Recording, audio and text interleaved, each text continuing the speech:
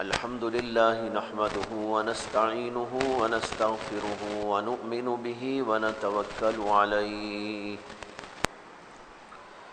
ونعوذ بالله من شرور أنفسنا ومن سيئات أعمالنا من يهده الله فلا مضل له ومن يضلله فلا هادي له ونشهد أن لا إله إلا الله وحده لا شريك له ونشهد أن سيدنا ومولانا محمدا عبده ورسوله صلى الله عليه وعلى آله وأصحابه وأزواجه وذرياته وسلم تسليما كثيرا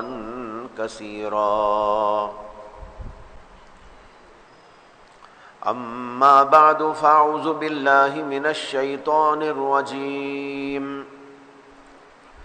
بسم الله الرحمن الرحيم والذين لا يشهدون الزور وإذا مروا باللغو مروا كراما صدق اللہ العظیم۔ بزرگان محترم، برادران اسلام، قرآن کریم کی ایک آیت آپ کے سامنے تلاوت کی گئی ہے، اور اس آیت کا تعلق ایک ایسے رکوع سے ہے جس میں اللہ تبارک و تعالی نے عباد الرحمن کی خصوصیات، امتیازات اور صفات کو بیان کیا ہے۔ عباد الرحمن کے معنی ہیں اللہ کے بندے، رحمان کے بندے۔ رحمان کے بندے تو سب ہیں، مومن بھی اللہ کے بندے ہیں، کافر بھی اللہ ہی کے بندے ہیں، نیک اور متقی لوگ بھی اللہ کے بندے ہیں، فاسق اور فاجر بھی اللہ ہی کے بندے ہیں۔ لیکن یہاں اللہ نے جن کو عباد الرحمن کہہ کر تعبیر کیا ہے اور ان کا ذکر کیا ہے، اس سے مراد ہیں نیک بندے، متقی بندے، اللہ والے لوگ۔ یہ ایسا ہی ہے جیسے کہ اگر کسی باپ کے دو بیٹے ہوں، ایک فرما بردار ہو اور ایک نافرمان۔ باپ اپنے فرما بردار بیٹے کو کہے گا یہ میرا بیٹا ہے، نافرمان آئے گا سامنے تو بھی اس سے اعراض کرے گا، اسے اپنا بیٹا کہتے ہوئے بھی اسے اچھا نہیں لگے گا، حالانکہ دونوں اسی کے بیٹے ہونے میں تو دونوں یکساں ہیں، لیکن ماننے والا جو ہوتا ہے اس کو باپ بڑے فخر کے ساتھ اور یہ سمجھتے ہوئے کہ اس میں میری بڑائی ہے اور میرے بیٹے کی بھی بڑائی ہے، فخریہ طور پر کہتا ہے یہ میرا بیٹا ہے۔ جو نافرمان اولاد ہوتی ہے اس کو سامنے لا کر پیش کرنے سے باپ کو شرم آتی ہے، اسے بھی کیا بیٹا کہوں، نہ میری مانتا ہے نہ میری سنتا ہے، اس لیے باپ اس کو بیٹا کہتے ہوئے شرما جاتا ہے۔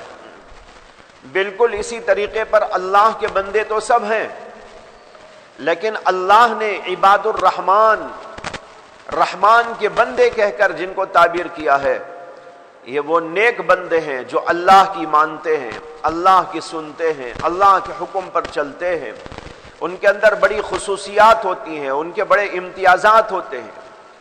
ایسے مخصوص بندوں کو اللہ نے کہا عباد الرحمن، اور اس پورے رکوع میں عباد الرحمن کی صفات کا بیان ہے۔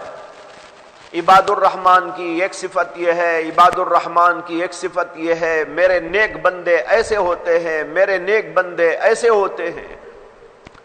اسی کا ذکر کرتے کرتے کرتے اللہ نے ایک بات یہ بھی کہی ہے جو اس وقت میں نے آپ کے سامنے پڑھی۔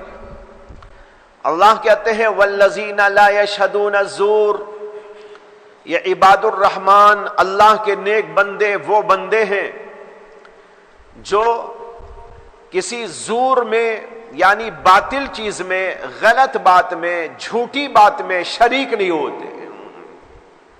لا یشہدون الزور وَإِذَا مَرُّوا بِاللَّغْوِ مَرُّوا كِرَامًا، اور جب وہ لغو جگہوں سے، لغو چیزوں سے گزرتے ہیں، بے تکی بیہودہ چیزوں کے پاس سے ان کا گزر ہوتا ہے، مرو کراما، تو بڑے شریفانہ انداز سے گزر جاتے ہیں.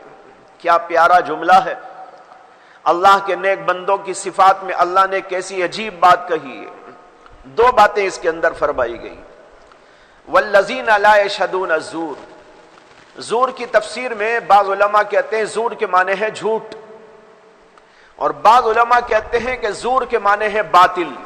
ہر بیہودہ چیز، ہر غلط کام، ہر باطل حرکت، وہ سب کا سب زور کے اندر شامل ہے. اسی لیے بعض علماء نے زور کی تفسیر میں کہا کہ اس سے مراد وہ مجلسیں ہیں جہاں پر ناچ گانا ہوتا ہے. والذین لا یشہدون الزور، یہ اللہ کے بندے ناچ گانے کی مجلسوں میں شریک نہیں ہوتے. بعض علماء نے کہا کہ زور کے معنی یہاں پر ہے گانا بجانا، لہذا گانے بجانے کی مجلسوں میں وہ شریک نہیں ہوتے. بعض علماء نے کہا کہ زور کے معنی آتے ہیں شراب نوشی کی مجلسیں، جہاں پر شراب پی جا رہی ہو، پلائی جا رہی ہو. لیکن محققین علماء کہتے ہیں یہ سب اقوال اسی کی تفسیریں ہیں، یہ الگ الگ اقوال نہیں ہیں، بلکہ یہ متعدد اقوال ہیں، یہ سب اس کا مصداق ہیں. لہذا ہر باطل، ہر غلط جو بھی ہو رہا ہو، چاہے وہ گانے بجانے کے طور پر ہو، چاہے وہ ناچنے نچانے کے طور پر ہو، چاہے شراب پینے پلانے کی مجلسیں ہو، یا اور کسی قسم کی غلط حرکتیں ہو، وہ سب کے سب زور کے اندر شامل ہے. اور اللہ کے بندے، نیک بندے وہ ہوتے ہیں جو اس قسم کی کسی بھی غلط مجلس کے اندر شریک نہیں ہوتے. اس سے معلوم ہوا کہ مسلمانوں کو اور اللہ کے ماننے والے بندوں کو غلط اور فضول قسم کی مجالس کے اندر جانے کی اجازت نہیں ہے، اور وہ وہاں جایا بھی نہیں کرتے.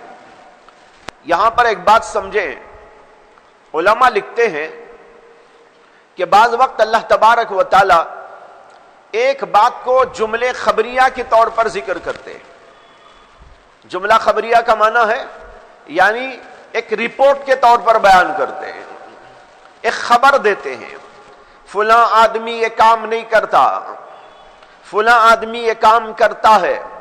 جیسے اللہ نے ایک جگہ پر کہا نیک بندوں کے بارے میں، مسلمانوں کے بارے میں، اللہ کے ماننے والے لوگوں کے بارے میں، والذین آمنوا اشد حبا للہ، جو ایمان والے ہوتے ہیں وہ اللہ سے شدید محبت رکھتے ہیں. تو اس میں اللہ نے ایک بات بتائی ہے کہ جو اللہ کے ماننے والے بندے ہوتے ہیں وہ اللہ سے شدید محبت رکھتے ہیں. اسی طرح یہاں کہا جو اللہ کے نیک بندے ہیں وہ غلط مجلسوں میں شریک نہیں ہوتے. یہ ہے جملہ خبریہ، یعنی خبر دی گئی ہے اس کے اندر. علماء لکھتے ہیں کہ خبر دینے سے دراصل مقصود یہ ہوتا ہے کہ لوگوں کو یہ بتائیں کہ تم ایسے کام نہ کرو. اس میں منع کرنا مقصود ہے یا حکم دینا مقصود ہے. اس کو علماء اپنی زبان میں کہتے ہیں کہ ہر خبر میں انشاء پوشیدہ ہوتا ہے، ہر خبر کے اندر کوئی حکم پوشیدہ ہوتا ہے، ہر خبر کے اندر کوئی نہیں پوشیدہ ہوتی ہے. یہ ایسے ہی ہے جیسے اخبار میں آپ پڑھتے ہیں کہ فلاں آدمی نے چوری کر لی اور اس کے ساتھ یہ معاملہ ہوا. یہ خبر دینے والے کیوں خبر دے رہے ہیں؟ تم ایسا نہ کرو، تم بھی یہ غلط حرکت کرو گے تو تمہارے ساتھ بھی ایسا ہو سکتا ہے. کوئی نیک خبر آئی تو اس کا مطلب یہ ہوتا ہے کہ یہ بتانا چاہتے ہیں کہ تم بھی ایسے اچھے اچھے کام کرو تاکہ تمہارا بھی نام دنیا میں آخرت میں روشن ہو. اسی طرح اللہ تبارک و تعالی کہیں کہیں جملے خبریہ بیان کرتے ہیں لیکن اس کا مقصود ہوتا ہے کہ تم کو یہ کام کرنا چاہیے یا تم کو یہ کام نہیں کرنا چاہیے. اچھی خبر ہے تو یہ مطلب ہوتا ہے کہ تم یہ کام کرو، اور بری خبر ہے تو یہ مقصد ہوتا ہے کہ تم اس کام سے پرہیز کرو. اب یہاں اللہ نے کہا والذین لا یشهدون الزور، اور میں نے دوسری آیت پیش کی والذین آمنوا اشد حبا للہ، جو ایمان والے ہوتے ہیں وہ اللہ سے شدید محبت رکھتے ہیں. کیا مطلب؟ تم بھی ایمان والے ہو تو محبت کرو اللہ سے. اگر تم کو ایمان کا دعویٰ ہے تو تمہارے دل میں بھی خدا کی محبت ہونی چاہیے، اس لیے پیدا کرو اپنے دل میں اللہ کی محبت. اسی طرح یہاں کہتے ہیں کہ جو اللہ کے نیک بندے ہوتے ہیں وہ بری مجلسوں میں شریک نہیں ہوتے، غلط مجلسوں میں شریک نہیں ہوتے، بیہودہ جگہوں پر داخل نہیں ہوتے. کیا مطلب؟ تم بھی اگر نیک ہیں یا نیک بننا چاہتے ہیں تو تم بھی اس سے پرہیز کرو. تو اس کے اندر اللہ نے بتا دیا کہ نیک لوگوں کو، مسلمانوں کو، اللہ کے ماننے والے بندوں کو غلط مجلسوں میں شریک نہیں ہونا چاہیے.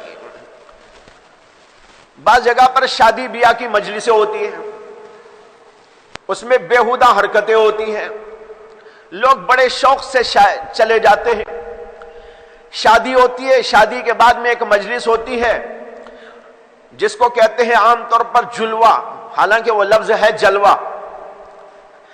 لفظ تو ہے جلوہ، لوگ اسے بولتے جلوہ. جلوے میں کیا ہوتا ہے؟ جلوے میں کیا ہوتا ہے؟ اصل میں جلوہ کے معنی آتے ہیں اظہار. ایک ہوتا ہے خلوہ، ایک ہوتا ہے جلوہ.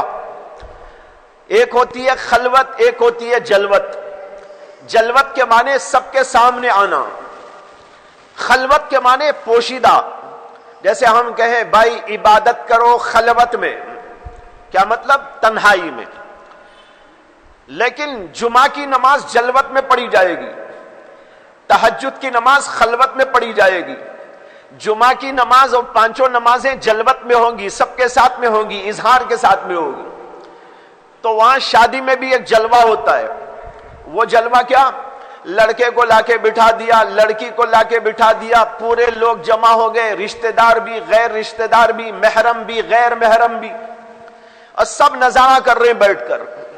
حالانکہ یہ حرام حرکت ہے، یہ ناجائز حرکت ہے. اس لیے کہ محرم غیر محرم سب ایک مجلس میں جمع ہو جائیں اور وہاں پر زیارت ہونے لگے، لڑکے کی لڑکیاں دیکھنے لگے اور لڑکی کو لڑکے دیکھنے لگے. یہ حرام کام ہو رہا ہے، لیکن بغیر کسی رد و قد، بغیر کسی تذبذب و تأمل لوگ شریک ہو جاتے ہیں. یہ حرام ہو رہا ہے. اللہ کہتے ہیں والذین لا یشهدون الزور، عباد الرحمن ایسی مجلسوں میں شریک نہیں ہوتے. اب سوچ لیں کہ ہم عباد الرحمن میں ہیں یا نہیں ہیں. عباد الرحمن میں ہم ہیں تو ایسی مجلس سے پرہیز کرنا چاہیے جہاں پر ناجائز کام ہو رہا ہو. اور بعض جگہ پر شادی کے موقعوں پر گانا بھی کرا دیتے ہیں، ناچ بھی کرا دیتے ہیں. ہر جگہ تو نہیں ہوتا، لیکن بعض جگہ پر یہ بھی صورتیں ہو جاتی ہیں. ایسی جگہوں پر شریک ہونا یہ مومنوں کا کام نہیں ہے، یہ اللہ کے نیک بندوں کا کام نہیں ہے. نیک اگر ہے، اچھا آدمی ہے، تو وہ کبھی وہاں شریک نہیں ہو سکتا. اس لیے اللہ نے کہا والذین لا یشهدون الزور. یہ ایک مثال ہے. دوسری مثال اس کی دیتا ہوں. آج کل ہر گھر کے اندر ٹی وی ہے.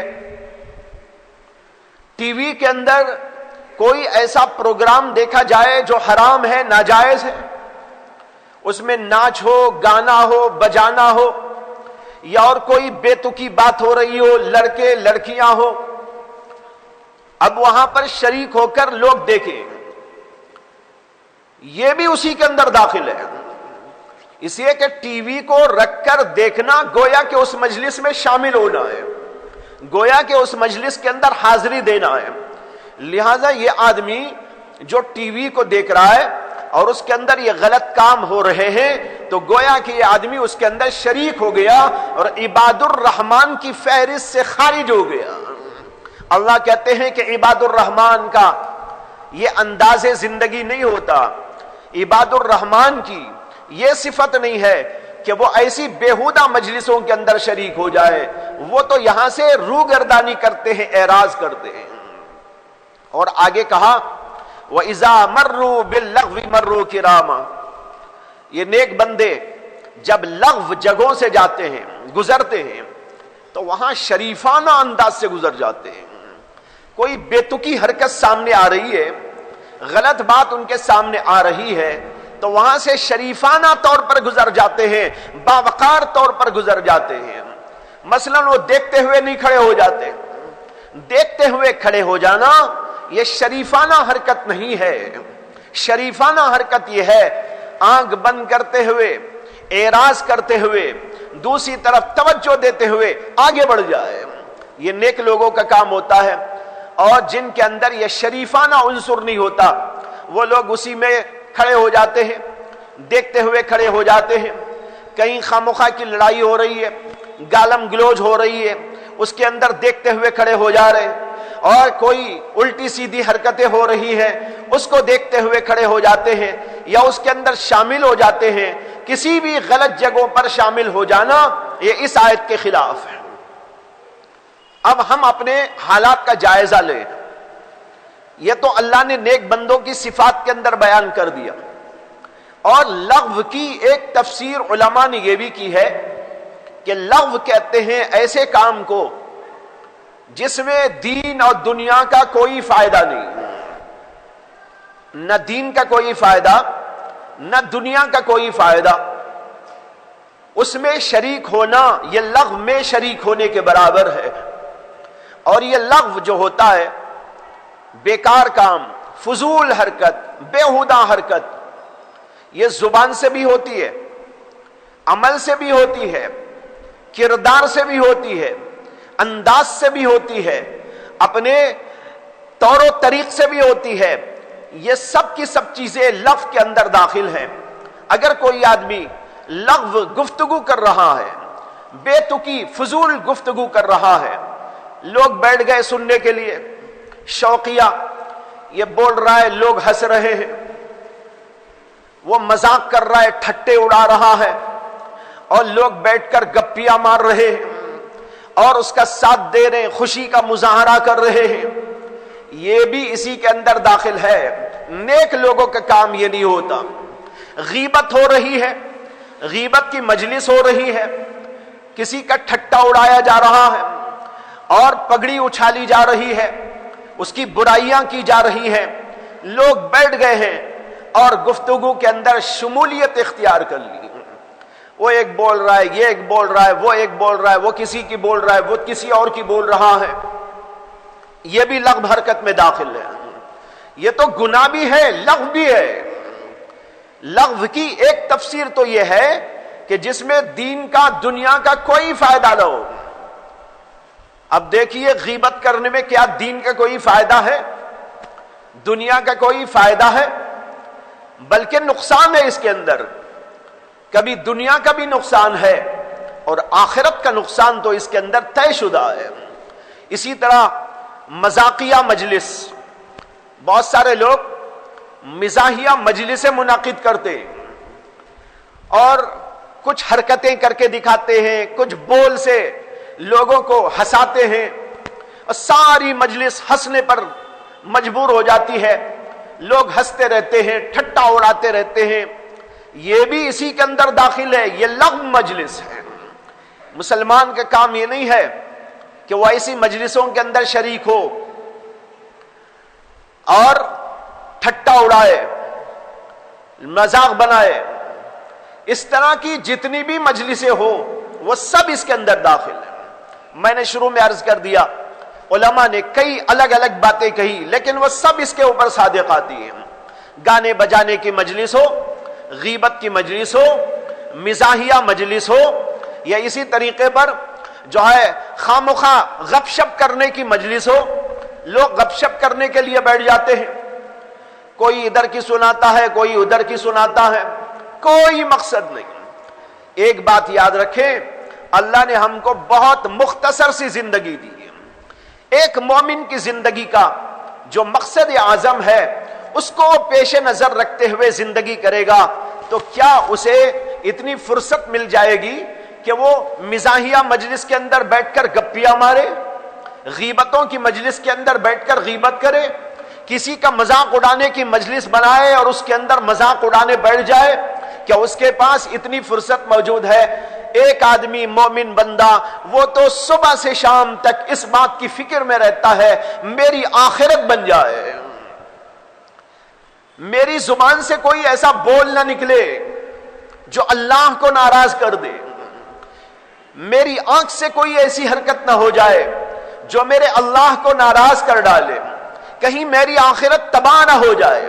حدیث میں آتا ہے نبی اکرم صلی اللہ علیہ وسلم نے ارشاد فرمایا من حسن اسلام المرء ترکہ ما لا یعنی، اسلام کا، آدمی کا حسن اسلام یہ ہے، حسن اسلام کے معنی حسین اور خوبصورت اسلام۔ ایک آدمی اسلام تو لایا لیکن اس کا اسلام حسین نہیں ہے، خوبصورت نہیں ہے، بے تکی حرکتیں کر رہا ہے، لغو حرکتیں کر رہا ہے، غیبتیں کر رہا ہے، الٹی سیدھی حرکتیں کر رہا ہے، یہ مومن تو ہے لیکن کامل مومن نہیں۔ ایک وہ مومن ہوتا ہے جس کی زندگی کے اندر حسن ہوتا ہے، اسلام کا حسن اس کے اندر داخل ہو جاتا ہے، اس کی بات چیت اچھی، اس کا کردار بہت اچھا، اس کا لب و لہجہ بہت اچھا، اس کا اٹھنا بیٹھنا بڑا پیارا، اس کا انداز زندگی اسلام میں ڈھلا ہوا، ایسا جو ہوتا ہے وہ بڑا بھاری انسان ہوتا ہے۔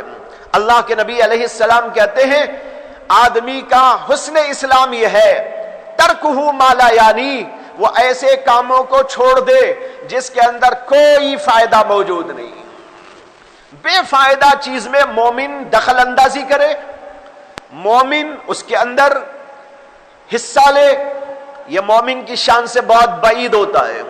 وہ ایک جملہ بھی غلط نہیں بولتا، ایک بات بھی فضول نہیں کرتا۔ کہتے ہیں کہ ایک بزرگ تھے، ان کے پاس دو آدمی مرید ہونے کے لیے آئے، بہت دور علاقے سے آئے، بلخ کے علاقے سے۔ وہ بزرگ رہتے تھے دلی میں، جن کا نام تھا حضرت مرزا مظہر جانے جانا رحمت اللہ علیہ۔ ان کی خدمت میں بلخ کے علاقے سے آئے مرید ہونے کے لیے، لیکن انہوں نے کبھی حضرت کو دیکھا نہیں تھا، اس لیے چہرے سے نہیں پہچانتے تھے۔ جب وہاں پہنچے دلی میں اور حضرت کی مجلس میں وہ مسجد میں گئے تو ان کو وضو کرنا تھا، تو وضو خانے کے پاس میں گئے تو وہاں ایک بزرگ بیٹھ کے وہ بھی وضو کر رہے تھے، لیکن یہ ان کو پہچانتے نہیں تھے، حالانکہ وہی مرزا صاحب تھے۔ خیر وہ اپنا وضو کر رہے تھے، یہ دو نوجوان اپنا وضو کر رہے تھے حوض کے اوپر۔ ان میں سے ایک کہنے لگا ہماری مسجد کا جو حوض ہے نا وہ بہت بڑا ہے، ہماری مسجد کا حوض بہت بڑا ہے، اس حوض سے بہت بڑا ہے۔ خیر دونوں آپس میں گفتگو کر کے اپنا وضو کر کے چلے گئے، حضرت بھی اپنا وضو کر کے اپنے کمرے میں گئے۔ پھر انہوں نے معلوم کیا کہ مرزا مظہر صاحب سے ملنا ہے، لوگوں نے اسی کمرے کا حوالہ دیا، یہاں رہتے ہیں، یہاں چلے جاؤ۔ اندر گئے تو وہی بزرگ جو وضو خانے میں موجود تھے وہی اندر موجود تھے۔ حضرت نے پوچھا کہاں سے آئے ہو؟ کہنے لگے بلخ سے آئے ہیں، یہ بلخ ترکستان کے اندر ہے، وہاں سے آئے ہیں۔ کیوں آئے ہو؟ کہا حضرت آپ سے بیعت ہونے کے لیے، اصلاح کے لیے آئے ہیں۔ حضرت نے کہا کہ آپ لوگ ابھی وضو خانے میں حوض کے پاس بیٹھ کر آپس میں گفتگو کر رہے تھے، کیا گفتگو کر رہے تھے؟ انہوں نے کہا کہ ہم میں سے ایک آدمی نے کہا کہ ہمارے یہاں کا حوض اس حوض سے بہت بڑا ہے۔ حضرت نے کہا کہ ایسا کرو تم اپنی بستی کو جاؤ، تمہارے حوض کو بھی نپائی کرو، اور پھر یہاں آؤ اور اس حوض کی بھی نپائی کرو، اور پھر مجھے بتاؤ کہ تمہارا حوض اس حوض سے کتنا بڑا ہے۔ اور کہا کہ جب تک یہ کام تم نہیں کریں گے بیعت نہیں کروں گا۔ اگر بیعت ہونا چاہتے ہو تو تمہیں یہاں سے اپنے وطن جانا ہوگا، تمہارے حوض کی پیمائش کرنی ہوگی، اور پھر یہاں اس حوض کی پیمائش کرنی ہوگی، اور مجھے بتانا ہوگا کہ دونوں حوضوں میں کتنا فرق ہے، تمہارا حوض کتنا بڑا ہے، یہ حوض کتنا چھوٹا ہے۔ لیکن سچے مرید تھے اس لیے چلے گئے۔ جانے کے بعد انہوں نے اپنے حوض کو ناپا، میجرمنٹ کیا، ناپنے کے معنی کیا؟ میجرمنٹ کرنا. آج کل لوگ اردو زبان سے کم واقف ہیں, انگریزی بولتے ہی سمجھ لیتے, نہ پڑھا ہوا بھی انگریزی سمجھ لیتا ہے, لیکن اپنی جو مادری زبان ہے اس کے الفاظ بولتے ہیں تو لوگ سمجھنے نہیں پاتے. تو بہرحال وہ لوگ وہاں پہنچے, وہاں کے حوض کو میجر کیا, پھر اس کے بعد واپس دلی آئے, پھر یہاں کے حوض کو ناپا, دیکھا تو واقعی ان کا جو حوض تھا وہ 1 انچ بڑا تھا. یہ حوض سے ان کا جو حوض تھا وہ 1 انچ بڑا تھا. خیر انہوں نے کہا کہ ہم نے جو کہا وہ تو ٹھیک ہو گیا, حوض بڑا ہے. اس کے بعد حضرت کے پاس میں گئے, کہا کہ حضرت ہم اتنے مہینے پہلے آئے تھے آپ کی خدمت میں. وہ تو پرانا دور ہے نا, ایسا نہیں کہ بھائی ہاں فلائٹ میں بیٹھے اور وہاں اتر گئے, وہ زمانہ تو بسوں کا بھی نہیں تھا. تو کہنے لگے کہ اتنے مہینے پہلے ہم آپ کی خدمت میں آئے تھے, بیعت ہونا چاہا تھا, لیکن ہماری ایک بات پر آپ نے گرفت کرتے ہوئے یہ کہہ دیا تھا کہ تمہارے وطن کو جاؤ, اپنا حوض ناپو, پھر یہاں کا حوض ناپو. اب ہم نے جا کر نپائی کر لی ہے اور دیکھیے وہ حوض ہمارا 1 انچ بڑا ہے, یہ 1 انچ چھوٹا ہے.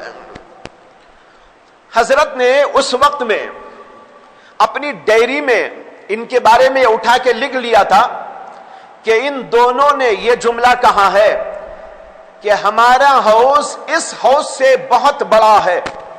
ان کا سگنیچر بھی لے لیا تھا اس میں. حضرت نے ڈائری نکالی اور کہا کہ دیکھو تمہارا سگنیچر ہے, تم نے کیا کہا تھا اس وقت میں, ہمارا حوض یہاں کے حوض سے بہت بڑا ہے. 1 انچ کو بہت بڑا تو نہیں کہتے نا, بڑا تو ہے لیکن 1 انچ بہت بڑا تو نہیں کہلاتا. یہ تم نے لفظ بہت بہت استعمال کر دیا, یہ لغو ہے, فضول ہے, پہلے اس سے توبہ کرو. دیکھ رہے ہیں آپ, ان کو اس لغو لفظ استعمال کرنے سے انہوں نے توبہ کرائی. پھر اس کے بعد میں بیعت میں داخل کیا. پہلے ایسی اصلاح ہوتی تھی بزرگوں کے پاس, لوگ اصلاح پذیر ہو جاتے تھے. تو عرض یہ کرنا ہے کہ مومن کی شان یہ بتائی گئی, وہ لغو کام نہیں کرتا, بےہودہ حرکت نہیں کرتا, غلط مجلسوں میں شامل نہیں ہوتا, گانے بجانے کی جگہوں میں داخل نہیں ہوتا, ناچ باجا جہاں ہوتا ہے وہاں داخل نہیں ہوتا, چاہے وہ بجاتے ہوئے لوگ بیٹھے ہو یا ٹی ویوں میں ایسا ہو رہا ہو یا موبائل فون میں ہو رہا ہو. آج تو گھر گھر میں موبائل فون آ گیا. پہلے تو ایک دور ایسا تھا, گانے بجانے کی مجلس میں یا ناچنے نچانے کی مجلس میں جانا ہوتا تو آدمی کو اپنا گھر چھوڑ کر سینما ہال میں جانا ہوتا تھا. اس کے بعد شیطان نے ترقی کی, اس نے کیا کیا, ہر گھر کے اندر سینما ہال بنا دیا, ٹیلی ویژن آ گیا. اب ہر گھر کے اندر وہ شیطان کا ڈبہ موجود ہے. پہلے شیطان کو دیکھنے کے لیے وہاں جانا پڑتا تھا, شیطان نے کہا تم میرے پاس نہ آؤ, میں خود تمہارے پاس آ جاتا ہوں. اس لیے گھر گھر میں ڈبہ آ گیا. ہمارے شیخ حضرت مولانا شاہ ابرار الحق صاحب نور اللہ مرقدہ فرمایا کرتے تھے, یہ جو ہے ٹیلی ویژن یہ سانپوں کا پٹارا ہے, یعنی ایسا سمجھو کہ اس کے اندر سانپ بھرے ہوئے, اگر کھولیں گے تو ڈس لیں گے. یہ ظاہری سانپ نہیں, یہ ہماری روح کو ڈسنے والے سانپ, یہ ہمارے ایمان کو ڈسنے والے سانپ ہیں. تو یہ گھر گھر آ گیا. اور پھر اس کے بعد یہ ہوا, مزید اس نے ترقی کی تو ایک ڈبہ ناکافی سمجھ کر ہر بچے کے ہاتھ میں دے دیا, ہر عورت کے ہاتھ میں دے دیا, ہر مرد کے ہاتھ میں دے دیا. ڈبہ اب سب کے ہاتھ میں موجود ہے, جیب میں موجود ہے. اب گھر بھی جانے کی ضرورت نہیں, گھر میں کسی کمرے میں بھی آنے کی ضرورت نہیں, جہاں خود بیٹھا ہے وہیں اس کے پاس میں شیطان آ جاتا ہے, وہیں پر وہ سب کچھ دیکھنا شروع کر دیتا ہے. یہ قرآن کی آیت جو کہہ رہی ہے نیک بندے ایسی جگہوں پر شامل نہیں ہوتے, ان کو سمجھنا چاہیے کہ نیک بندے یہ دیکھنا بھی گوارا نہیں کرتے. اگر وہ دیکھ رہا ہے تو وہ عباد الرحمان میں شامل نہیں. اس لیے اپنے آپ کو بچانے کی کوشش کرنا چاہیے. لغو کسی بھی قسم کی حرکت ہو اس سے بچنا ہمارے لیے لازم ہے، ضروری ہے، تاکہ ہم عباد الرحمن کے اندر شامل ہوں۔ وآخر دعوانا ان الحمد للہ رب العالمین۔